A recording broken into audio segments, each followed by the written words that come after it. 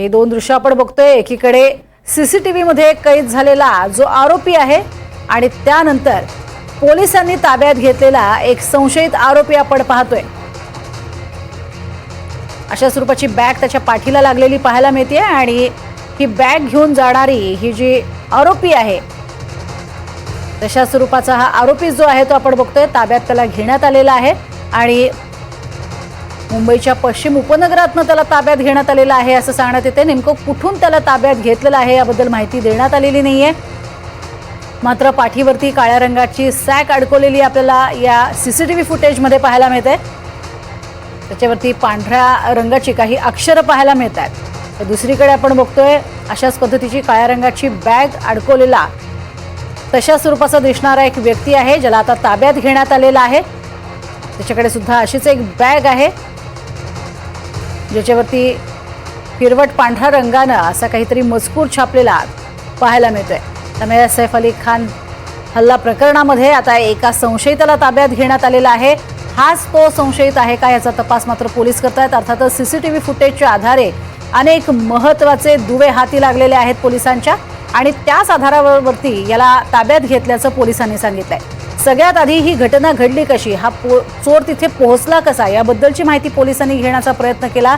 त्यावेळेला हे लक्षात आलं की खूप आधीच तो तिथे थांबलेला होता किंवा शेजारच्या इमारतीच्या कठड्यावरनं उडी मारून तो या इमारतीमध्ये शिरला होता। त्यानंतर शिडीच्याच माध्यमातून तो घरी पोहोचला होता। 12व्या मजल्यावरती त्यानं बाथरूममधनं शिरकाव केला आणि त्यानंतर त्यानं जिथे जेह झोपतो तिथे जाण्याचा प्रयत्न केला आणि हे सगळा प्रकार उघडकीस आला।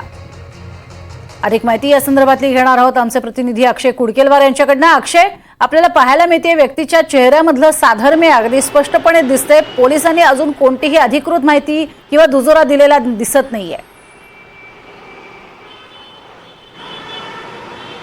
या सगळ्या संदर्भात आपण जर बघितलं तर पोलिसांनी एका व्यक्तीला ताब्यात घेतलेला आहे। त्याचे जे सीसीटीव्ही फुटेज, हा जो संशयित आरोपी आहे याचे सीसीटीव्ही फुटेज सगळे पडताळण्यासाठी पोलिसांची एक टीम अहोरात्र काम करत होती आणि त्या टीमला आज सकाळच्या सुमारास एक व्यक्ती जी संशयिताला मिळती जुळती दिसत होती तशी एक व्यक्ती बांद्रा स्थानक परिसरामध्ये दिसून आली होती आणि त्यानंतर या सीसीटीव्हीची चेन पोलिसांनी जोडली आणि यानंतर मुंबईतूनच या आरोपीला ताब्यात घेतलं असल्याचं पोलीस सूत्रांकडनं सांगितलं जातं आहे। अर्थात याला दुजोरा अजूनपर्यंत मिळू शकलेला नाही। पोलिसांच्या माध्यमातून आता या आरोपीची कसून चौकशी केली जाते। काल आपण जर बघितलं तर मध्यरात्री 2 वाजताच्या सुमारास सैफ अली खानच्या घरी एका अज्ञात व्यक्तीने प्रवेश केला होता आणि त्या अज्ञात व्यक्तीची आणि त्याच्या घरी काम करणाऱ्या सैफ अली खानच्या मुलांच्या केअरटेकरची बाचाबाची झाली आणि या सगळ्यात ज्यावेळी सैफ अली खानने मध्यस्थी करून काय हवं विचारल्यानंतर 1 कोटी रुपयाची मागणी देखील करण्यात आली आणि यानंतर झालेल्या झटापटीमध्ये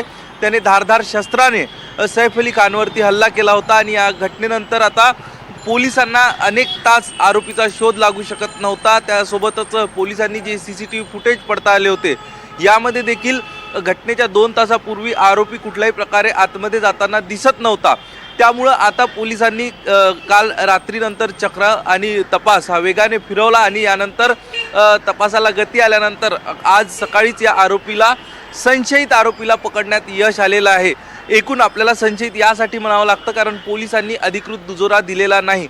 मात्र जी आपल्याला माहिती मिळते की पोलिसांना पायऱ्यावरनं उतरतानाचं जे सीसीटीव्ही फुटेज पोलिसांनी पडताळलं होतं त्यामध्ये जी एक व्यक्ती संशयित आरोपी बाहेर पडताना दिसतो त्याच व्यक्तीला पोलिसांनी ताब्यात घेतलं असल्याचं पोलिसांची काही जे अधिकारी आहेत ते अधिकारी खाजगीत आपल्याला सांगत आहेत। मात्र अजूनपर्यंत पोलिसांनी आरोपीची ओळख जाहीर केलेली नाही।